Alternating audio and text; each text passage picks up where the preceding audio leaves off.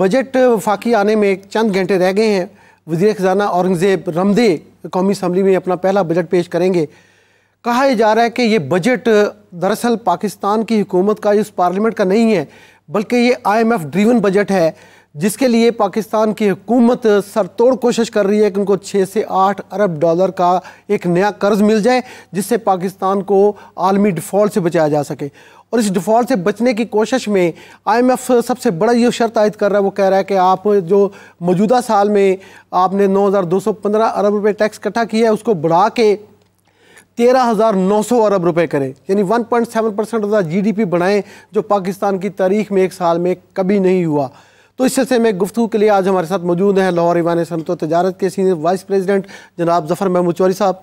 उनके साथ हैं एप्टमा नाज जोन के चेयरमैन कामरान अरशद साहब, और साथ बैठे हैं मोहसिन सैयद साहब। आप पंजाब इंडस्ट्रियल डेवलपमेंट कंपनी के पहले चेयरमैन भी हैं और इंजीनियर हैं, पेशे के लिहाज से पावर सेक्टर पे बहुत ग्रिप है। तो कामरान अरशद साहब, आप एप्टमा के चेयरमैन हैं, सबसे बड़ी एक्सपोर्टिंग इंडस्ट्री पाकिस्तान की, और बेस भी बहुत बड़ी उसकी, बहुत लाखों मुलाजम। वो कह रहे हैं कि जो मौजूदा साल या 30 जून को ख़त्म हो रहा है, इसके अंदर इंडस्ट्रियल ग्रोथ हुई है 1.2%, और अगले साल का टारगेट रखा है पाकिस्तान की गवर्नमेंट ने 4.4% इंडस्ट्रियल ग्रोथ का। तो क्या कहते हैं आप, हो जाएगा या नहीं होगा? बिस्मिल्लाहिर्रहमानिर्रहीम। देखें, जहाँ तक इंडस्ट्रियल ग्रोथ है वो मैं इन फिगर्स से इत्तफाक नहीं करता, क्योंकि इंडस्ट्री सारे मुल्क में श्रिंक कर रही है। अगर इंडस्ट्री आपकी एक्सपैंड कर रही होती और ये ग्रोथ वाकई होती तो आपकी एक्सपोर्ट्स इंक्रीज़ होती हैं, ठीक है ना। आपकी एक्सपोर्ट्स इंक्रीज़ हुई हैं, आपकी टैक्सेशन डायरेक्ट इनडायरेक्ट वो आपने बेशक धक्के से इंक्रीज़ कर लिया या आवाम पे बर्डन डाल के, 28 बिलियन जैसे भाई ने कहा, तो बात आपका इशू जो है ना टैक्सेशन नहीं है। मैं एक और बजट ट्रांजिशन में गया था जिसमें काफ़ी इकोनॉमिस्ट बैठे थे, तो सारे एक चीज़ पे मुत्तफ़िका थे, इंडिया और बांग्लादेश के मुकाबले में the average Pakistani tax payer is very heavily burdened, direct taxes, indirect taxes. आपका मसला एक्चुअली टैक्स कलेक्शन नहीं है, आपका मसला है कि आपकी कोई इंडस्ट्रियल पॉलिसी, कोई आपकी ग्रोथ नहीं है। आपका मसला है 22% का काइबर, जो उन्होंने कल 1.5% गिरा के अब 20.5 किया। टू लिटिल टू लेट पड़ेगा ना, टू लिटिल टू लेट, जब ऑलरेडी इंडिया सिंगल डिजिट्स में है, बांग्लादेश 16 को टच करके श्रीलंका 16 को टच करके वापस आया, बांग्लादेश भी ऑलमोस्ट 9-10 के लगभग है। तो आप more than double interest rate पे ऑपरेट नहीं कर सकते। आप 18% GST पे बांग्लादेश इंडिया का मुकाबला नहीं कर सकते। आप पूरे रीजन की महंगी तरीन इंडस्ट्रियल बिजली, इंडस्ट्रियल गैस पे नहीं कम्पीट कर सकते। आप अपनी इन्फ्लेशन एक्सपोर्ट नहीं कर सकते, पहली चीज़। दूसरी चीज़, मुझे लगता है कि इस मुल्क में कोई गुनाह है या बुरा समझा जाता है कैपिटलिज्म को, सनतकारी को, इंडस्ट्रियलाइजेशन को।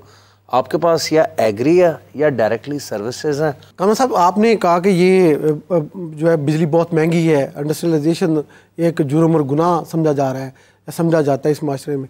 ये ऐसी बात नहीं है। इंडस्ट्री शुरू से काम कर रही है और करती रही है और बहुत बड़ी कंट्रीब्यूशन कर रही है। अगर आपके बीच में से टेक्सटाइल के ये 16, 17, 18 बिलियन डॉलर निकल जाएँ तो पाकिस्तान किधर खड़ा होगा, ये सबको पता है, ऐसी बात नहीं। अब ये बताइए कि ये 13,900 अरब का टारगेट अचीवेबल आपको लगता है? 4.4% की ग्रोथ पहले आप कह रहे हैं कि होगी कि नहीं, पहले ये बताएं। सर, ना ग्रोथ होगी ना टारगेट अचीव होगा। पिछले साल का सेट किया टारगेट, जैसे मेरे भाई ने कहा, वो नहीं अचीव हुआ, तो आप बजाय उस पर फोकस करें कि पिछले साल का टारगेट क्यों नहीं अचीव हुआ, आप उससे 40% ज़्यादा बढ़ा के अगले साल का टारगेट दे रहे हैं IMF कंप्लायंस करने के लिए। गवर्नमेंट ना अपना PSDP कट कर रही है, ना अपने फजूलियात खर्च कर रही है, कट कर रही है, ना स्टेट ओन्ड एंटरप्राइजेस को आप उस तरह कर रहे हैं। ये जहाँ भी जाते हैं, कोई इनको 8-10 बिलियन डॉलर का वादा कर देता है, कोई इनको फलानी चीज़ का वादा कर देता है, और ये उधर शामियाने बजाना शुरू कर देते हैं विदाउट रियलाइजिंग कि यार ये हमारे साथ पहली दफ़ा नहीं 5वीं-6वीं दफ़ा हो रहा है। IMF का बजट काबिल अमल नहीं है पाकिस्तान में। सर, मेरा ख्याल है कि IMF का जो बजट है ना, वो सिर्फ और सिर्फ IMF as a lender of last resort अपना सेफ्टी नेट इन पाकिस्तान या पाकिस्तान की सलाहियत फॉर रीपेमेंट ऑफ IMF को इंश्योर करती है, विदाउट ये सोचे कि इसके मैक्रो माइक्रो कॉन्सिक्वेंसेस क्या होंगे, ना वो आपकी इंडस्ट्रियल ग्रोथ प्रमोट कर रहे हैं, ना वो ये देख रहे हैं, वो तो अपना कर्जा दे रहे हैं, कर्जा वापस मांग रहे हैं। अच्छा कामरान भाई, ये सारा मामला आपके गिर्द घूमता है।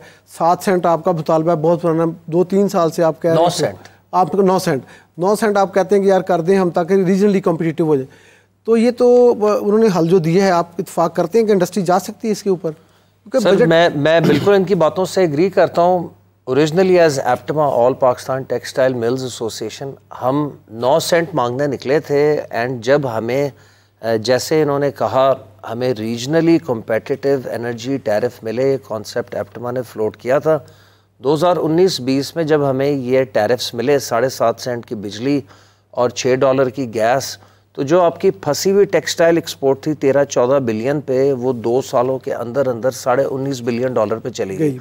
यानी कि क्लियर हो गया कि जब आपने competitive regionally competitive energy tariff दिया बांग्लादेश, इंडिया, चाइना, वियतनाम के मुकाबले में, तो आपको 6 से $6.5 बिलियन टेक्सटाइल इंडस्ट्री ने ला के दे दिया। आपकी दीगर एक्सपोर्ट्स भी बढ़ी, आपकी अपना मीट की भी बढ़ी, को राइस की भी बढ़ी, IT एक्सपोर्ट मार्जिनली बढ़ी, लेकिन textile which is 55 to 60% of total export वो बढ़ी। नंबर 1, जब आपने ये वापस ली जून 2022 30 जून 2022 में, तो उसका इम्पैक्ट क्या हुआ कि आपकी एक्सपोर्ट्स गिरना शुरू हो गई। उसके ऊपर कितना सब्सिडाइज किया था, कितनी सब्सिडी? एक साल के अंदर अंदर आपकी $3.5 बिलियन एक्सपोर्ट गिर गई। दूसरा, लेकिन उसमें जो कॉटन की प्रोडक्शन भी तो कम हुई थी उस साल में। सर वो सेकेंडरी उतनी इंपोर्ट हो गई थी।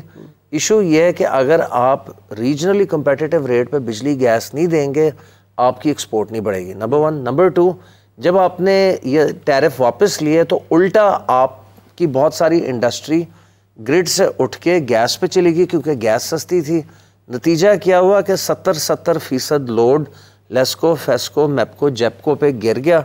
उनकी डोमेस्टिक और कमर्शियल साइड की चोरी चकारी उतनी ज़्यादा लोड गिरा। जी, वो सारा डाटा पब्लिश्ड है, वो आपको हम डाटा भी प्रोवाइड कर देंगे, मैं टाइम टू टाइम आपके साथ शेयर भी करता हूँ, मैं आपको भेज भी दूंगा। 60 से 70% लोड गिर गया इंडस्ट्रियल, उतनी उनकी डोमेस्टिक और कमर्शियल की चोरी चकारी एक्सपोज होकर सामने आ गई। उसको टैकल करने के लिए उन्होंने फिर मुख्तलिफ नए सर चार्जेस, QTA, FPA, फलाना टींगा, वो उन्होंने इंडस्ट्रियल कस्टमर को बिल करना शुरू कर दिया। हम 9 सेंट की जंग लड़ने निकले थे, पता ये चला कि 240 अरब रुपए की cross subsidy all industry of Pakistan से ली जा रही है, दी नहीं जा रही, ली जा रही है जबरदस्ती, क्योंकि उस तरफ चोरी चकारी बावजूद जो गरीब आदमी है उसको फिर भी वो 70-72 रुपए का यूनिट पड़ रहा है, सब्सिडी इंक्लूडिंग आपकी क्रॉस सब्सिडी के बावजूद। बिल्कुल, मैं सिर्फ एक पॉइंट ऐड करूंगा आपकी इजाजत से। जो इन्होंने बात की इतनी अच्छी बात है, एंड ये शो करती है कि आपके पास 43,000 से 45,000 मेगावाट इंस्टॉल्ड है। ये ट्रांसमिशन एंड डिस्ट्रीब्यूशन सिर्फ 26,000 किया। अब इसका मतलब क्या है कि आप जाके 20 कमीज़ें ले आए हैं, 5 शलवारें ले आए हैं और 2 चप्पलें ले आए हैं। अब वो जो 15 कमीज़ें हैं जिनका कलर उन 5 शलवारों के साथ नहीं मैच करेगा, वो अपने सर में तो ऐसे लोग जिन्होंने ये किया उनका क्या होना चाहिए? तो मैं ये क्रिमिनल नेग्लिजेंस है, इनको सजा मिलनी चाहिए। इसका सलूशन सिर्फ 7 करोड़ लोग कमा रहे हैं, 25 करोड़ खा रहे हैं। IMF का दूसरा जो बड़ा मुतालबा, सर इन्होंने मैं आपकी बात काट रहा हूँ, इन्होंने बात की इंजीनियरिंग की। आपने अपनी engineering industry with the nationalisation of industries of Pakistan तकरीबन मार दी, ठीक है, बड़ा गर्क कर दिया। आज आपको अपनी इंडस्ट्रियल पॉलिसी रिवाइव करने की ज़रूरत है, और उसके साथ आपको अपनी इंजीनियरिंग इंडस्ट्री को फिर से खड़ा करना है। जो कौमें इंजीनियरिंग में स्ट्रांग होती है ना, वही आगे गई। जर्मनी आप देख लें, इंडिया आप देख लें, चाइना आप देख लें। चाइना एक हल्की प्रोडक्ट बनाने से उसको परफेक्ट करते करते करते करते अब at par with European standards या इवन बेटर बना गया, ठीक है। दूसरा, इन्होंने बात की गाड़ियों की डिलीशन की। 40 साल से 3 बड़े नाम जो आपको भी पता है, वो इधर हावी थे ना, उन्होंने डिलीशन की, बल्कि वाहिद मुल्क है जहाँ पे करोला या होंडा ऑन पे बिकती रही है। आप 3 घंटे की फ्लाइट ले लें, दुबई चले जाएं या आप मुंबई दिल्ली चले जाएं, वहाँ तो कॉन्सेप्ट ही नहीं है गाड़ी का ऑन पे बिकने का। नहीं, वो है ही नहीं। ये तो आपने अपने लोगों को लूटा है, तो इस पे किसने जजा सजा? अच्छा, ये कामरान भाई दूसरी जो चीज़ है ना, वो जो IMF की, मैं इसलिए फोकस कर रहा हूँ कि बजट बानी उन्हीं के छतरी के नीचे रहा है। वो कहते हैं कि आप अपने एक्सपेंडिचर पे भी कट लगाएं। अब एक्सपेंडिचर पे कौन से कट लग सकता है? मिसाल के तौर पे इस साल हमने कोई 7,000 अरब से ज़्यादा का सिर्फ सूद दिया है जो हमने महंगा कर्जा मार्केट से उठाया, ख़ासतौर पे लोकल लोन, जो फ़ॉरेन की तो बात की बात है। दूसरा बड़ा ख़र्चा हमारा डिफेंस एक्सपेंडिचर का भी है। डिफेंस एक्सपेंडिचर को अगर आप कट करना चाहेंगे तो आपके ईस्ट पे इंडिया और वेस्ट पे अफ़गानिस्तान, और अफ़गानिस्तान के अंदर भी इंडिया और भी बहुत सारी इंटरनेशनल फोर्सेस जो पाकिस्तान को दबाना चाहती हैं, तो वहाँ कट लगाएंगे तो फिर वो प्रेशर में आएगा। कर्जा ले लेके बजट बनना है, चलना है, तो किसी और जगह पे गुंजाइश नज़र आती है कि कोई गवर्नमेंट कट कर ले बजट? देखिए, आपको ना अपने बजट को बैलेंस करना है, और बजट बैलेंस करने के लिए आपको फजूलियात, एक्सपेंडिचर्स को काटना पड़ेगा, पीएसडीपी को काटना पड़ेगा। पीएसडीपी तो हम पहले मैं आपको इसी जगह पीएसडीपी का फिगर दे दूं। जी दे दूं। पीएसडीपी का जो अगला फिगर आ रहा है वो आ रहा है 3,792 अरब प्रोविंशियल एंड फेडरल पिछले साल था 950, वो 56% इजाफे से 1,500 अरब, यानी पीएसडीपी 1,500 अरब होगा, और प्रोविंशियल जो एडीपीज़ हैं वो 2,095 अरब होंगे। मैं इसका ब्रेकअप भी कर देता हूँ अपने नाजरीन के लिए। 700 अरब का डेवलपमेंट बजट आएगा, पंजाब का अनाउंस करेंगे ये बजट में। सिंध का 764 अरब पाकिस्तान में सबसे बड़ा सूबाई बजट होगा।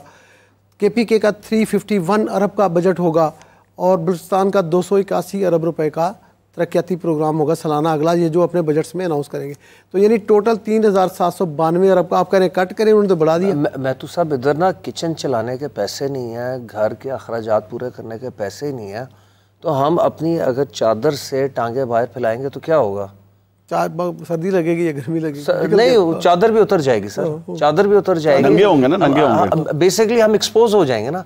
इधर आप डिफॉल्ट की बातें कर रहे हैं, इधर आप डेट सर्विसिंग की बातें कर रहे हैं, और इंडस्ट्रियल पॉलिसी लाने की बात कर रहे हैं। ऑन दी अदर हैंड आप ये इतनी सड़कों का जाल, ब्रिजों का जाल, अंडरपासेस का जाल, ओवरहेड्स का जाल बिछा के उसमें हम रिपेयर, सर हम उसकी रिकरिंग कॉस्ट रिपेयर मेंटेनेंस नहीं पूरी कर पा रहे, तो आप वही मजीद खर्चा इंफ्रास्ट्रक्चर पे ये है उन लोगों की जो मिनिस्ट्री ऑफ डिफेंस में बैठे हुए हैं, जिनको बाहर के चक्कर लगा के टीएडीए मिलता है। अच्छा, जेफ थंडर बना दिया, वो आप कह रहे हैं इंडिया का मॉडल है कि एक बार वो सर मैं इनकी बात 100% सेकंड करता हूँ। मैं खुद पायलट बनना चाहता था, एयरफोर्स पायलट, जिंदगी ने कुछ और बना दिया। तो मैं बचपन में प्लेन्स ही जोड़ता रहा, तो मेरा पैशन है। F-16 जितने आपके पास है ना, आपको इनकी कोई रिपेयर, बैकअप, सेल्स, पार्ट्स नहीं मिल रहे। आप 2-3 वैसे भी क्रैश कर चुके हैं। JF-17 एक indigenously homemade with the cooperation of Chinese. ये कितने का बिक रहा है शाहजी? ये जेट फाइटर है जी। ये कितने का एक्सपोर्ट हो रहा है? ये देखें $25 मिलियन का बन रहा है, 30 में हो जाएगा, लेकिन उसके साथ जब सिस्टम जाता है ना, सर जब पूरा सिस्टम जाता है ना, आपके पायलट्स जाते हैं, इंजीनियर्स जाते हैं, तो बहुत सारा उसका बैकअप